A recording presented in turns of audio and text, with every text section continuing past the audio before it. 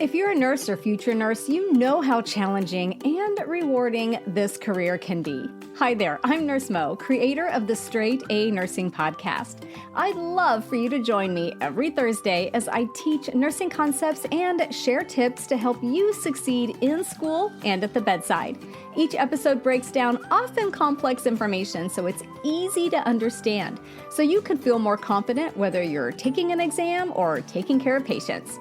So subscribe to the Straight A Nursing Podcast, and I'll see you on Thursday. Do you find it hard to sleep at night? Then the Sleep Cove podcast can help you. Hi, I'm Christopher Fitton, the voice and clinical hypnotherapist behind Sleep Cove.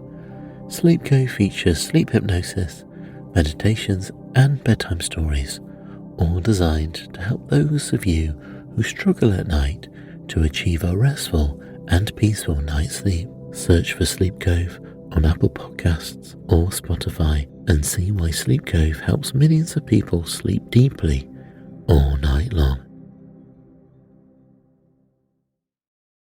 You're listening to an Airwave Media Podcast. You're listening to the Past and the Curious. And now, Mick Sullivan. Hooray! Thank you, guys. Yes, this is episode 101 of The Past and the Curious. Those are my boys. This is a different episode. I'm going to break the formula a little bit today, and I want you to go along with me. For the second time ever, we are featuring on The Past and the Curious someone who is alive. And for the first time ever, we are interviewing that same person. Her name is Tori Murden-McClure, and she is the first woman to row solo across the Atlantic Ocean. No sail, no engine, just her arms. Absolutely amazing.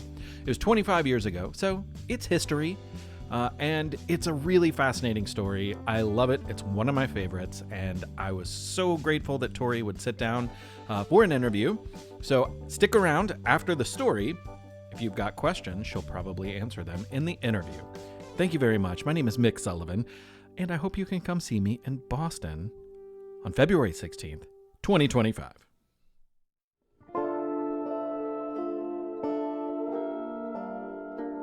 There is a boat. It is called the American Pearl. The American Pearl was built with the help of some friends by Tori Murden-McClure. And today, the Pearl sits on display in the Fraser History Museum in Louisville, Kentucky. Large in one sense and not very large in others, it is 23 feet long and 6 feet wide. As you might guess, museums need to keep objects and artifacts safe. So museum staff worries about protecting objects from things like pests and damage from light, humidity, and water. Very, very few museum objects are waterproof.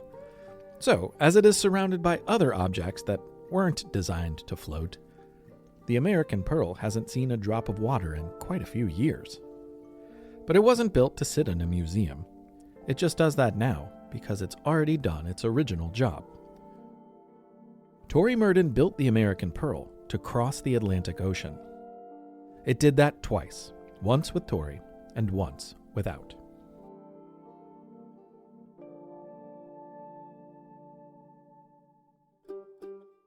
The ocean can be a terrifying place.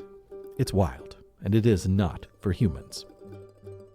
Humans, nevertheless, have tried to conquer it in many different ways.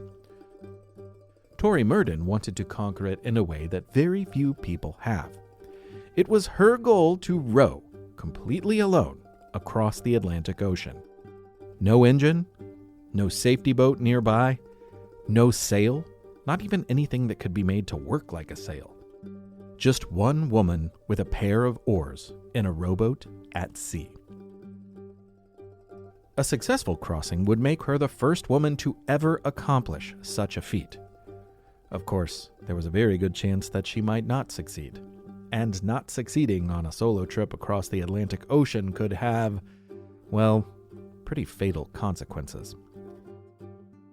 But Tori Murden didn't live life the way most people do. She still doesn't. She's very much alive. So alive, in fact, that you'll actually hear her later on in this episode.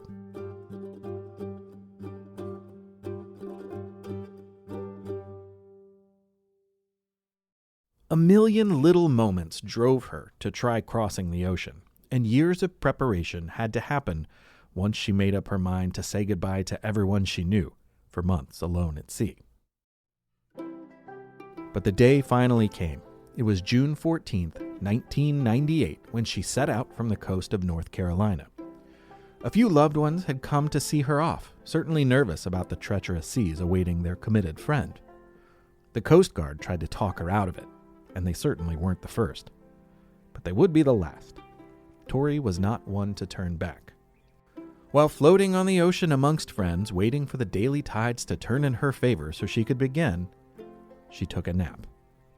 Rest was probably wise, and when things were right, she woke up and started rowing, slowly out of sight of the coast and out of the sight of her friends.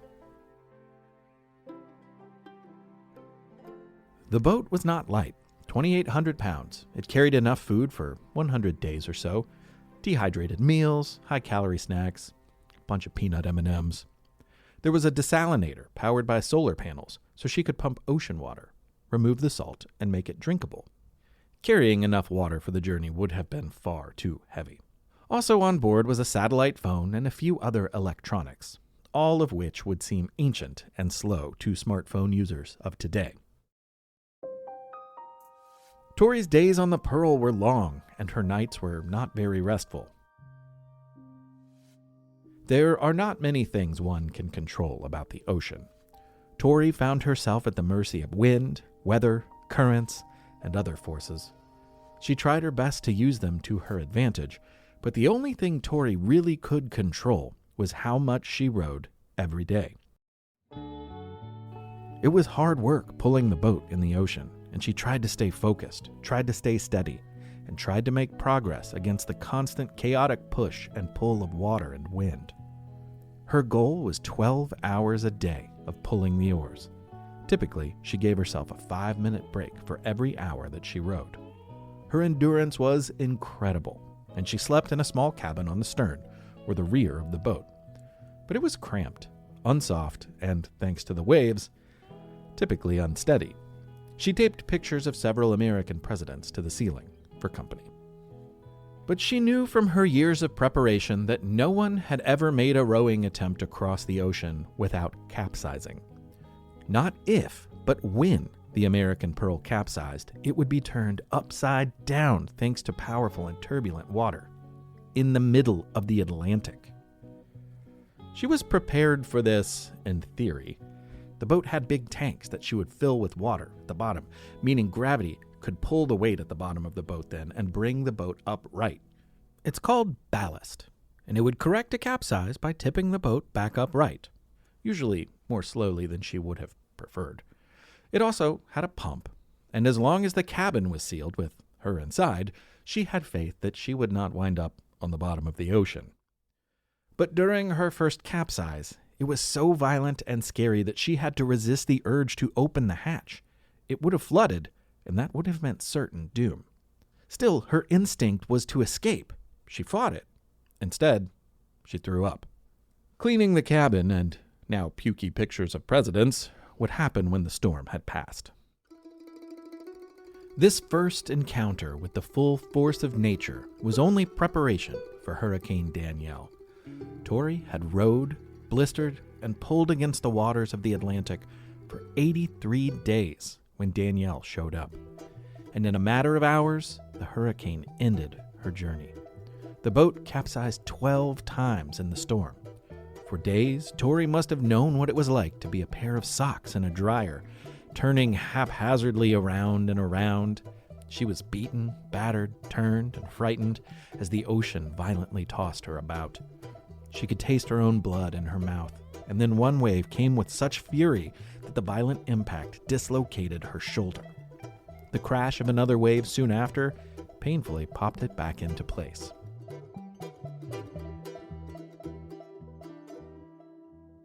After mounting injuries, unrelenting waves, and the discovery of more storms in the area, she knew she couldn't go on. But she also knew she couldn't ask anyone to risk their life for her. This was her deal. No one else should die on her account. So Tori waited in the storm aboard the 23-foot American Pearl. She waited until it was safe to sound the distress beacon.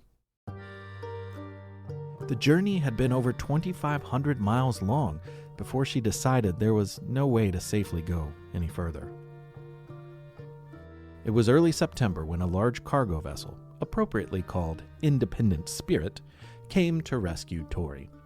She was less than 1,000 miles from her intended destination, the coast of France. She was rescued, but with no way to get the American Pearl onto the larger ship, her beloved boat was left to flounder in the ocean. She had no way of knowing if she'd see the Pearl ever again. She had no way of knowing if that was the end of the story. The only thing she knew was that she felt like a failure. She says after returning home to Louisville, she considered that maybe her friends were paying everybody to be nice to her. There was nothing to celebrate in her eyes.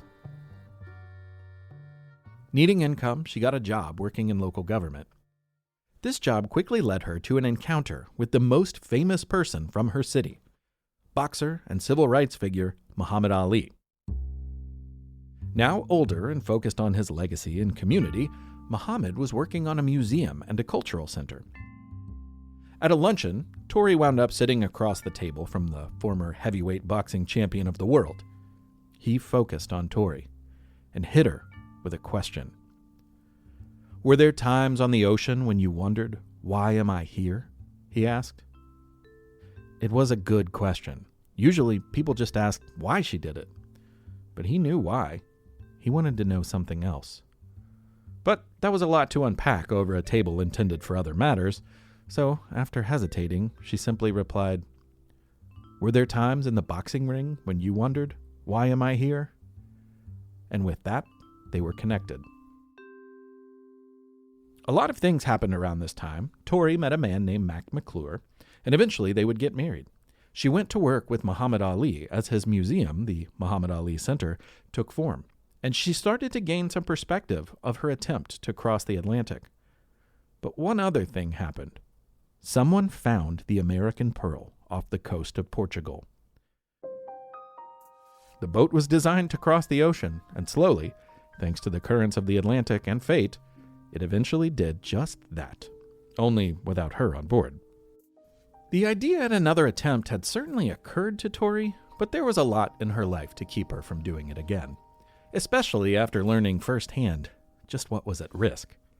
But Tori is Tori, and Muhammad Ali, of all people, knew that. One day, while standing in Ali's office, he hit her with another question. He asked her what was going on with the boat.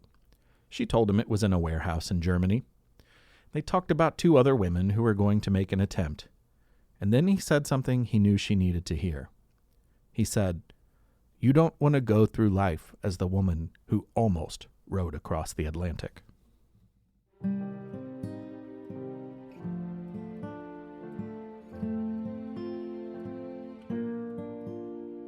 So Tori Murden, soon to be Tori Murden-McClure, tried again.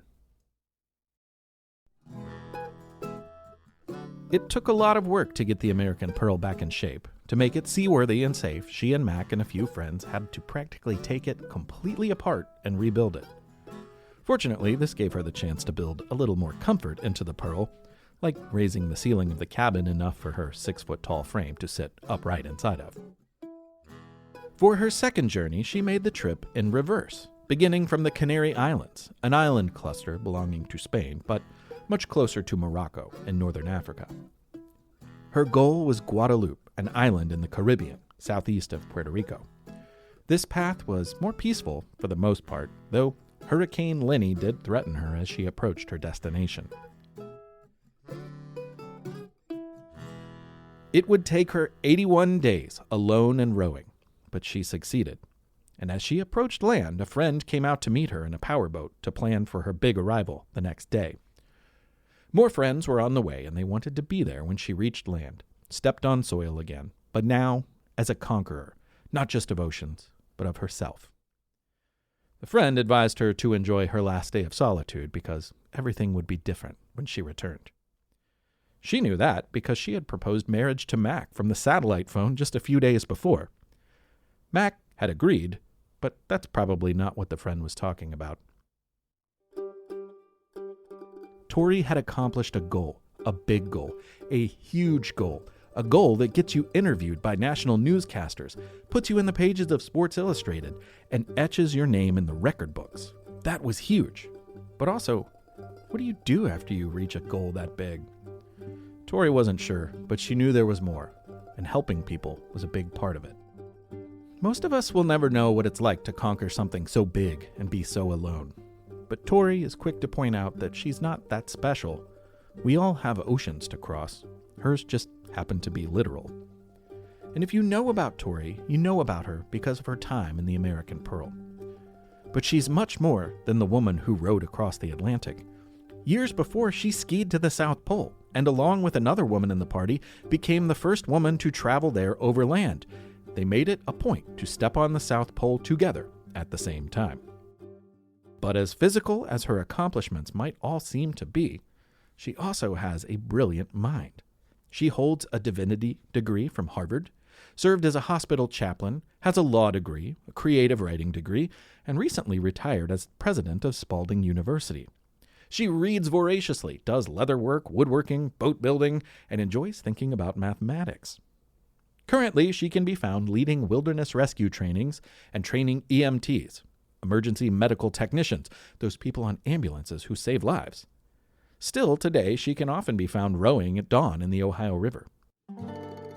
She's proof that you just never know who's walking around on the same streets as you and me. Tori is also very kind enough, in fact, to join me for an interview, which we recorded on the day that was the 25th anniversary of her successful arrival on Guadalupe. That's coming up right after the break. Are you dreaming about becoming a nurse, or maybe you're already in nursing school? I'm Nurse Mo, creator of the Straight A Nursing Podcast, and I want you to know that I'm here for you. I know nursing school can be challenging. I've been there, but it doesn't have to be impossible. Sometimes the key to succeeding in nursing school is to hear the concepts explained clearly and simply, which is exactly what you get with weekly episodes of the Straight A Nursing Podcast. Each Thursday, I teach a nursing concept or share tips and advice to help you succeed in school and at the bedside. My goal is to help you improve how you study, get more done in less time, pass your exams, and feel more confident in clinical. And if you're already a practicing nurse, these episodes are for you too, because as nurses, there's always something for us to learn. So subscribe to the Straight A Nursing Podcast, and I'll see you on Thursday. Hi, friends. Are you looking for a storytime podcast with your littles? Something that has some great storytelling and maybe some conversation about it? Look no further.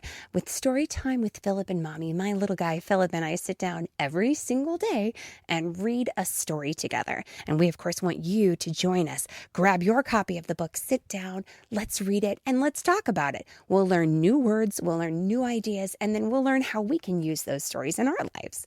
It's a lot of fun. Classics like Little Golden Books or Berenstain Bears, all the way up through the newest phenomenons like Bluey. We talk about them and we have a lot of laughs. It's a great time and we hope that you can come and join us. So please look for us and subscribe wherever you get your podcasts. Storytime with Philip and Mommy. Thanks so much. We'll see you there.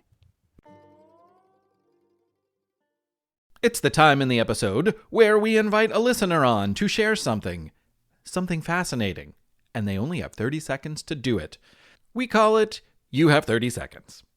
So here's Ryan with a fascinating You Have 30 Seconds. Take it away, Ryan. I'm Ryan Jane from Glen Rock, New Jersey. I want to talk about the Enigma machines used by the German military in World War II to convert messages into secret code which kept changing constantly so others couldn't figure out their plans. Enigma had 159 quintillion combinations, so Germany thought it couldn't be broken.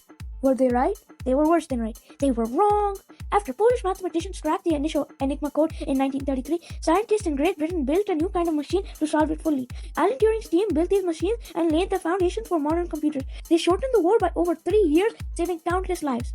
Wow, fascinating topic. really, really, really great amount of information that you fit into 30 seconds. Tip of the hat to you, Ryan. Great work.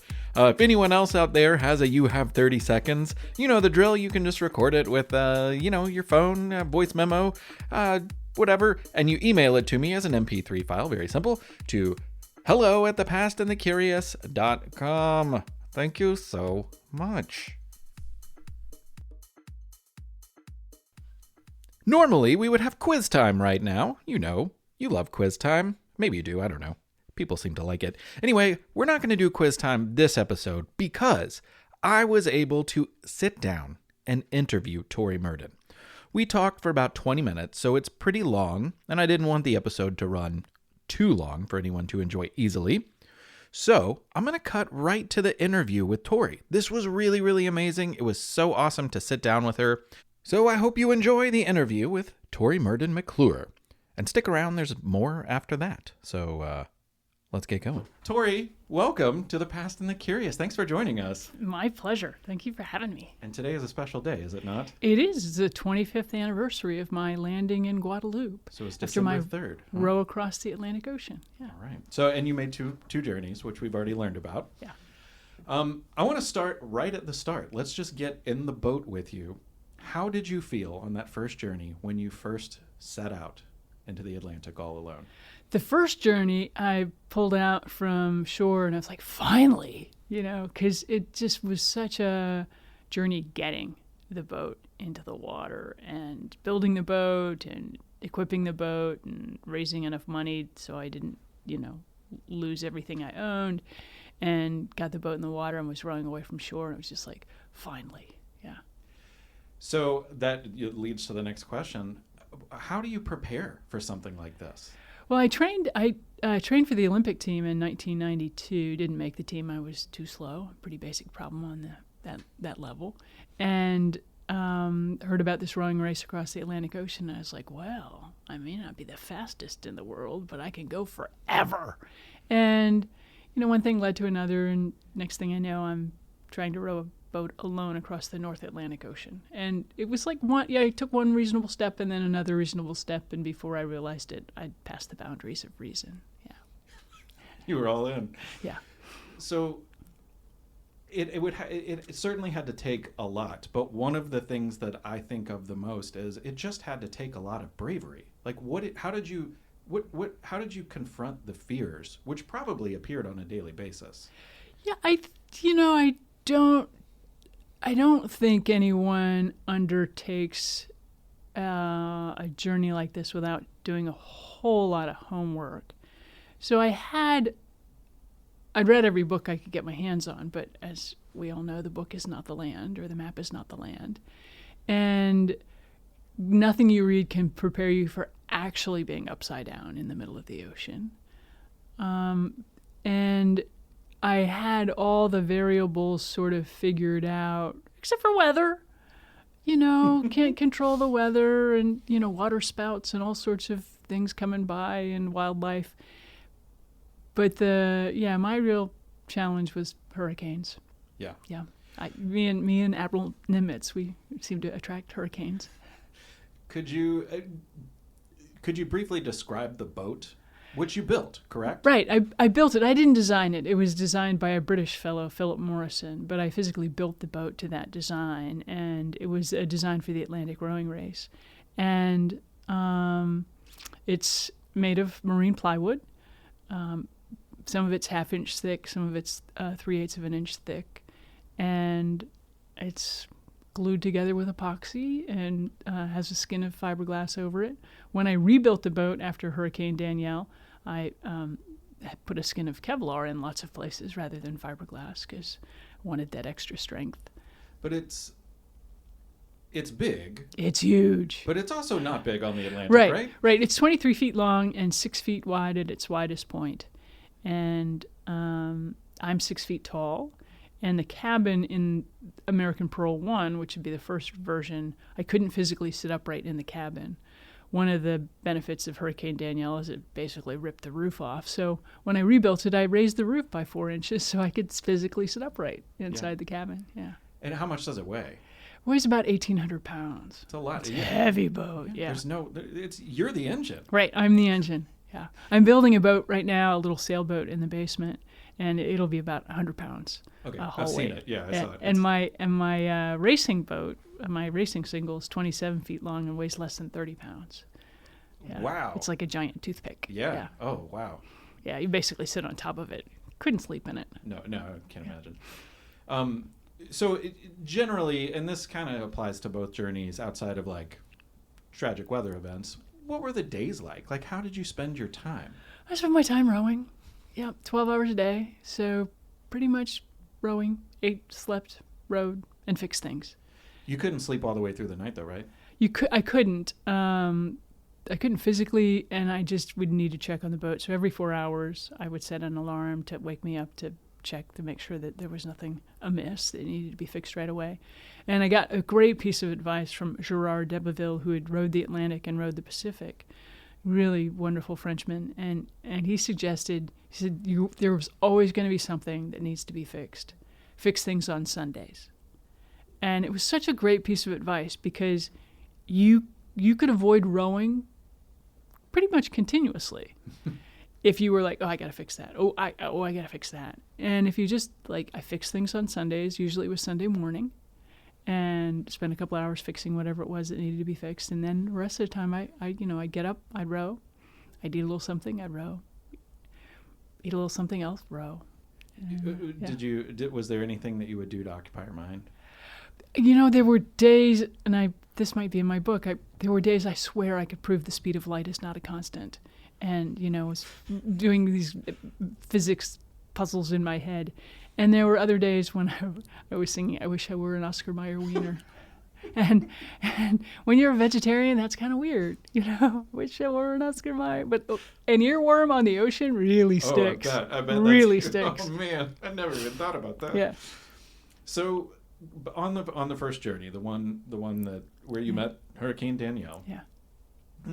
I have sorted through that video quite a few times, and it's always so emotional. I don't know. Yeah. You watched a bit of it today. I don't know if those emotions come back. But I remember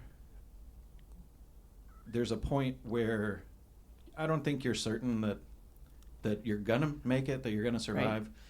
And you very clearly say that you believe that life is about service. And there was something about this expedition that would put you in a position to serve others. Right. I would love to know more about that. Yeah, on the first version of the boat, right above the hatch of the main cabin, which I would stare at all day, every day, was a little laminated sign that I made myself, and it said "To live and to serve." And at one point, it got waterlogged. There was like this line that ran across the middle of it, and when I was first interpreting that sign, it was all about life. Life is about service. And when I was later contemplating the sign, it's like, well, if you don't live, you're not going to be very much of any service to anyone. And I retired from my job at Spalding, and now I'm helping to teach emergency medical technicians at a firehouse. Yeah, I think that's fantastic. You just got to find ways to be of service. And I went to divinity school. I haven't been a regular church goer since I went to divinity school, but I do believe that to whom much is given, much should be required from those folks. And certainly, I didn't come up easy, but I've had a great life since. Yeah. Yeah. Yeah, and today in the speech you shared the Hemingway quote that connects with that. Remind me of that one again. It's from Farewell to Arms, and it's something along the lines of the world breaks everyone, and afterwards some are strong at the broken places. And I think that's very true of me, and it's pretty much universally true of friends that I adopt. And your friends, of course, are your family that you adopt. Yeah. Yeah. So it's a great story of how you decided to make the second attempt. In a nutshell, can you share it from your perspective? I was working for Muhammad Ali, and were you the first employee at the Ali Center? I was the first full-time employee of the Ali amazing. Center. That's amazing. And I was I was sent to go fetch Muhammad, and Muhammad was with Howard Bingham, and Howard and Muhammad would love to cut up, and I went to get them, and Muhammad asked me to sit down, which annoyed Howard, and I think it was by design to annoy Howard. And it was at that point that he said, "You don't want to go through life as the woman who almost rode across the ocean." And I was like, nah, he's right. Was it on your mind before that? It was on my mind before that, but it's a darn good excuse to say Muhammad Ali told me I didn't want to go through life as the woman who almost rode across the ocean. Oh, yeah. there's no coming back from that. Yes, absolutely. Yeah. So I knew it was arduous. I know there were struggles, but what were some of the things that you enjoyed about the experience? There were so many wonderful experiences. One of the things that I noticed and cannot explain is whenever I was in a really bad mood, the dolphins would come. And I can't explain it. There was some Russian group of scientists who did research about water in its natural state has more energy than water that's moved through pipes, blah, blah, blah, blah, blah. But they had this theory that negative emotions do something detrimental to water. Now, we're mostly bags of water. Right. And those people who walk in the room and suck you dry just by being there. And other people walk in the room and lift you up. And they surrounded beakers of water with people thinking happy thoughts and could claim it had a different energy than other water. I was wondering if my bad mood was making the water taste bad, and the dolphins were like, "Hey, cut it out." But the dolphins would arrive when I was, in a bad mood. And the other thing that surprised me was how quickly my mood would shift from sad to elated and elated to sad, because I didn't have to modulate for human experience. Right. I could just be me. And there's a very funny video. I don't know if I've ever actually released it, but on the ocean, I shot this video that said, "If a rower throws a screaming hissy fit in the middle of the ocean and there's no one there to see, did she throw the screaming hissy fit?"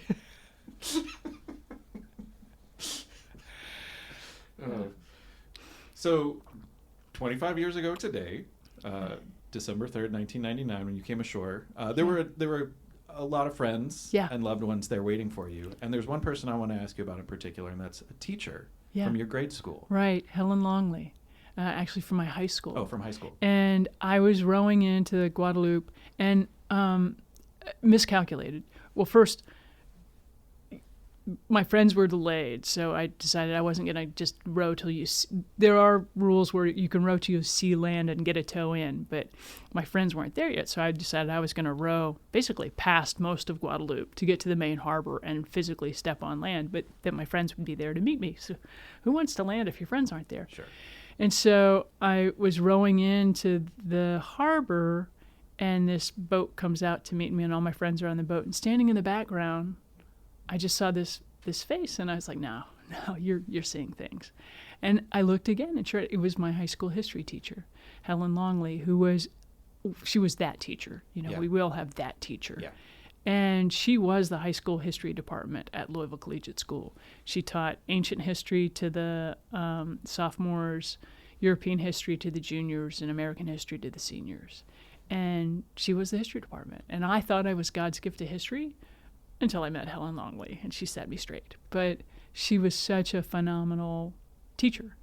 And the school sent her down to be there with two collegiate students to welcome me in. Fantastic. Yeah. I remember you, not to dwell too much on teachers, but, talking to a school-aged audience, I remember you telling me that she really took a chance on you. When Absolutely took a chance on me. I was so ill-prepared. It was, it's a very fine private school, and I'd been educated in not very good public schools for most of my educational career, and came to Louisville to take care of a grandmother who was bedridden with dementia, and rode my bicycle to school and was just gobsmacked by the requirements of 2 or 3 hours of homework every evening, and papers. I'd never written a paper, and essay exams. I'd never written an essay, and I was lost.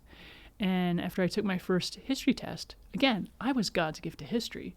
I got a D- and a note that said, "Please see me." And I went in and, of course, burst into tears, as high school girls are wont to do.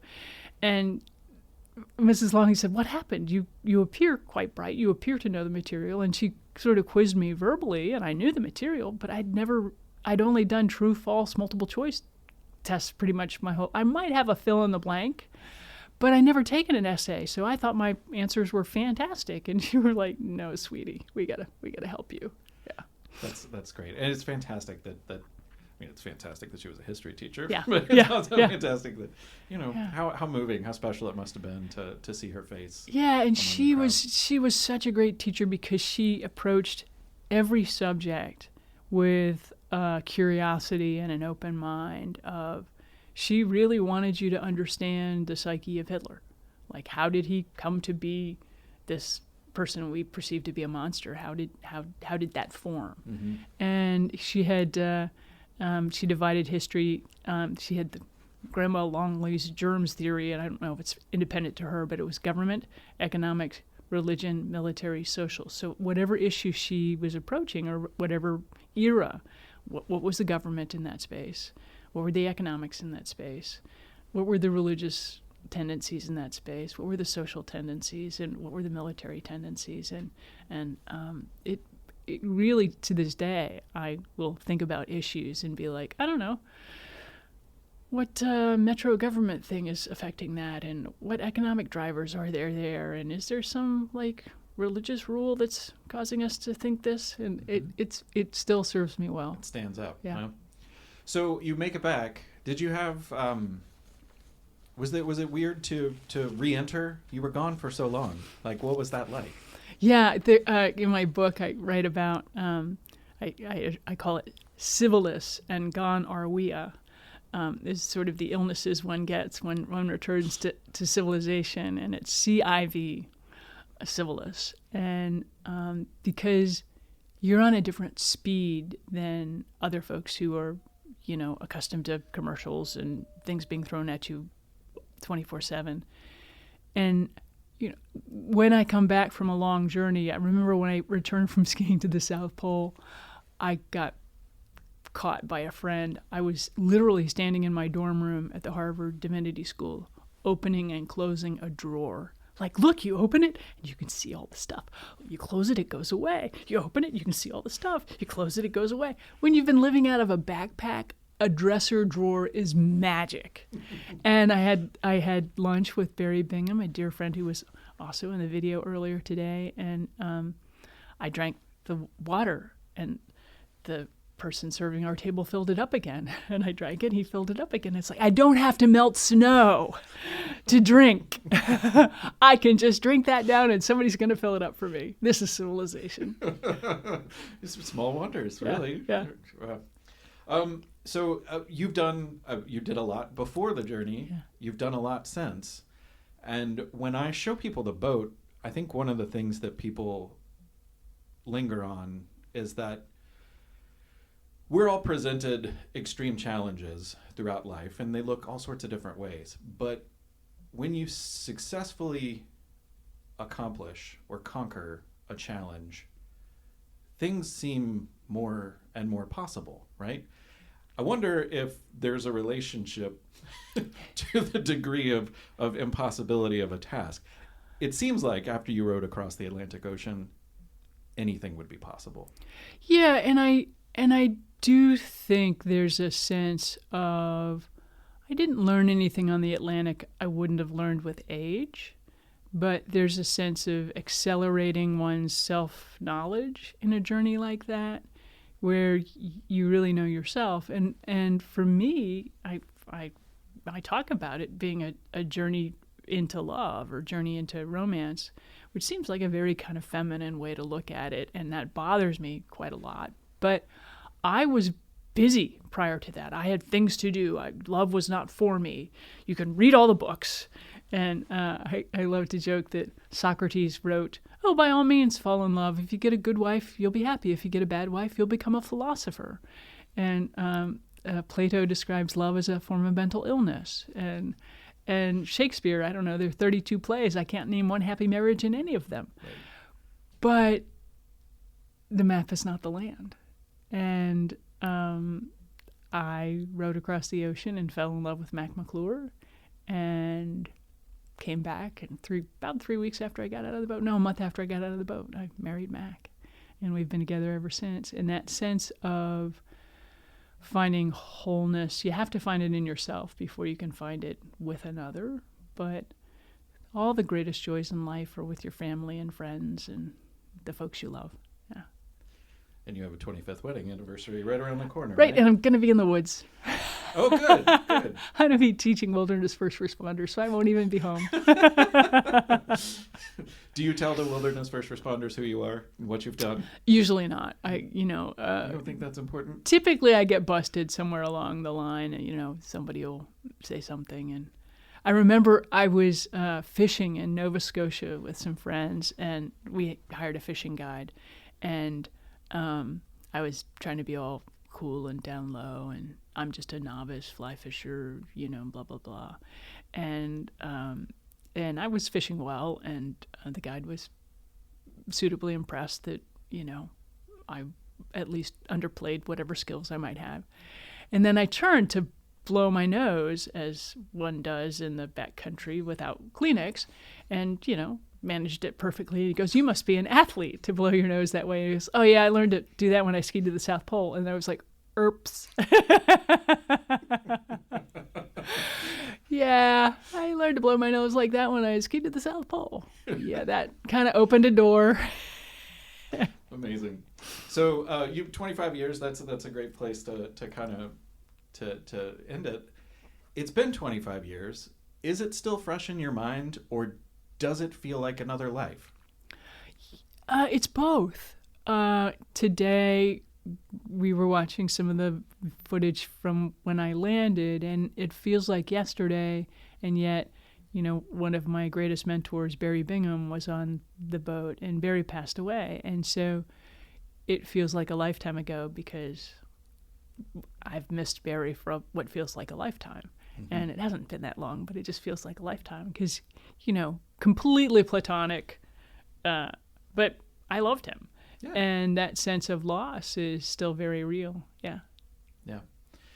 Well, is there any parting words of wisdom you would offer to curious listeners, children, families out there who may not row across the ocean, but may face challenges in their lives? I have lots of strengths and lots of weaknesses. I think my one greatest strength is that I love to learn, and I continue to love to learn.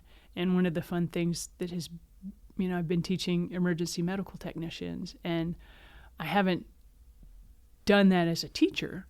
And so I'm having to learn extra, so I can be a worthy teacher. And that's fun. And I learned to do my homework with Helen Longley. Yeah. And the importance of one's actually doing the homework. You can fake it, no problem. Any intelligent young person can pretend to do their homework and get away with it. But actually doing your homework gives you such a leg up. I like to tell college people it's almost like cheating. Right. Yeah, it is. It's like cheating. Yeah. Oh, that's great. Well, Tori, it's really been a pleasure. I'm so excited to share your story with our listeners. I know they're going to love it, and I know they're probably going to look for more ways to learn about you. And so your book is a great way to do that. So the book is A Pearl in the Storm. And if you're not a reader, and many people aren't, Dawn Landis and Daniel Goldstein turned it into a musical, which is available on Audible. My book is not on Audible, but the musical is, and it's called Row, and look for it with Danny Goldstein. So Goldstein and Row. If you just search Row, you'll never find it. You'll get all sorts of other things. Yes, yeah. And I've been in contact with Dawn, so hopefully we'll have a song from it. But I'll include all of that with the podcast information. Thank you so much, Tori. My pleasure. It was really great to talk to you. Good to talk to you. And congratulations on 25 years. Thank you. Well, thanks to Tori Murden, and thanks to you for listening.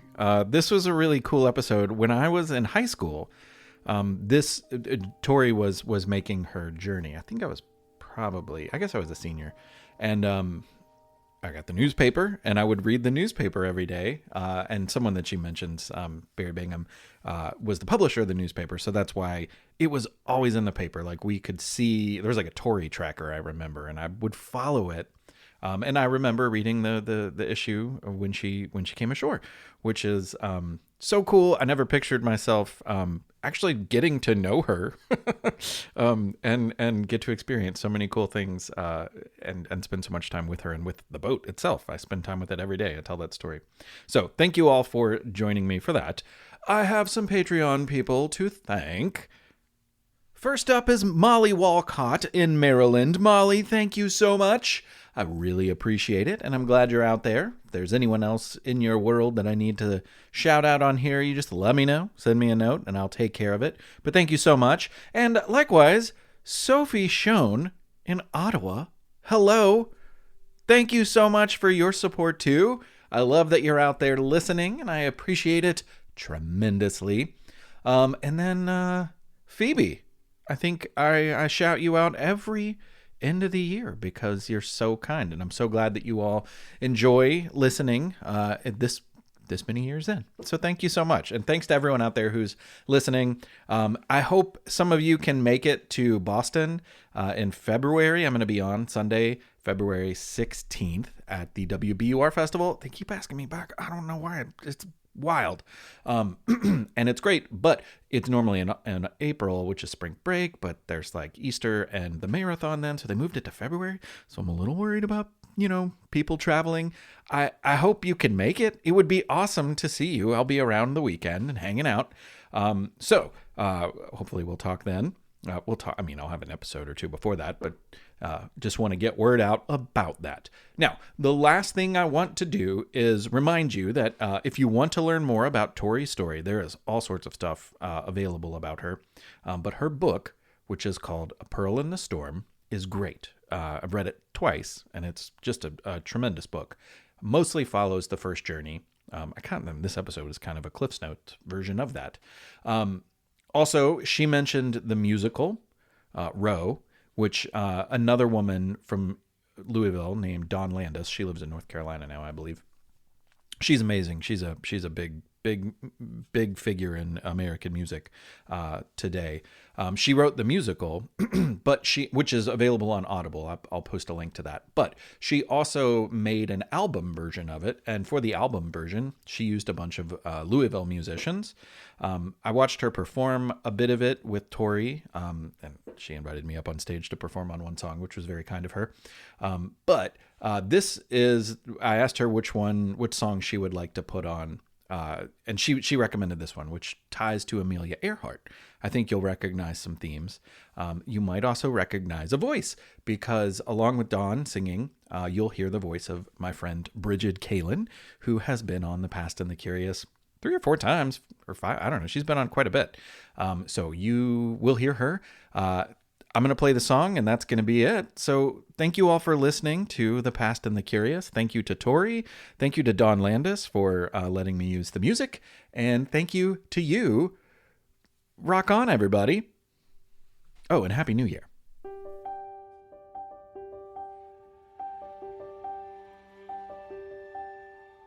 Who owns the sea? Who owns the sky?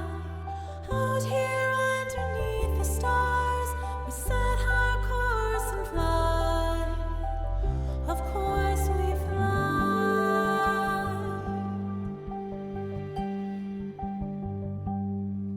Oh, Amelia, I'm about as old as you.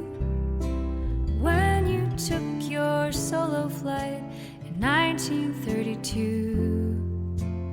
Oh, Amelia, maybe our paths crossed when you came down from the clouds to avoid the frost.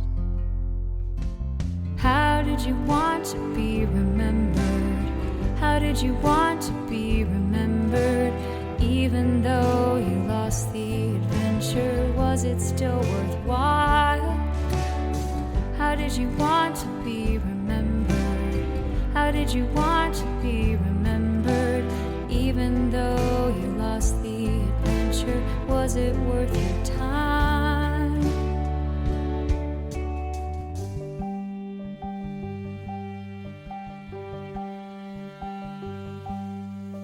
Who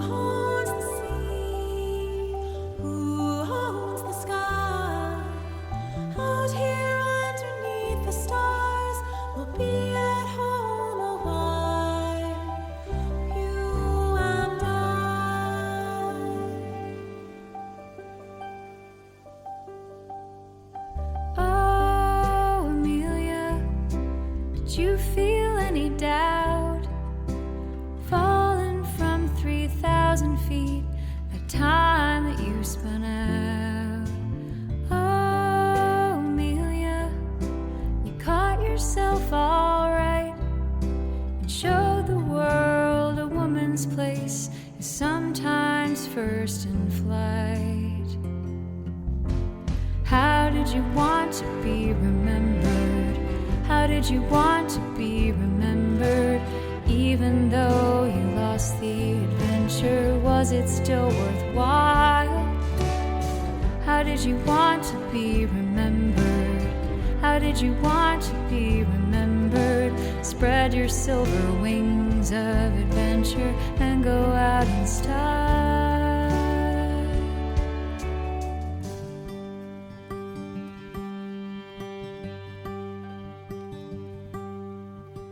The best things of mankind are as useless as Amelia Earhart's adventure. They are the things that are undertaken not for some measurable result, but because someone, not counting the cost or calculating the consequences, is moved by curiosity, the love of excellence, a point of honor, the compulsion to make or to understand. They have in them the free and useless energy with which alone they surpass themselves. It is wild, and it is free. But all the heroes, the saints, and the seers, the explorers and the creators partake of it. They do not know what they discover. They do not know where their impulse is taking them.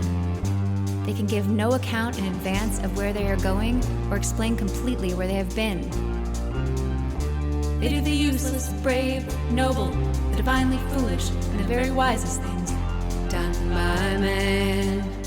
And what they prove to themselves and to others is that we are no mere creatures of habit, no mere automatons in our routine, no mere cogs in the collective machine, but that in the dust of which we're made, there is also fire, lighted now and then by great winds from the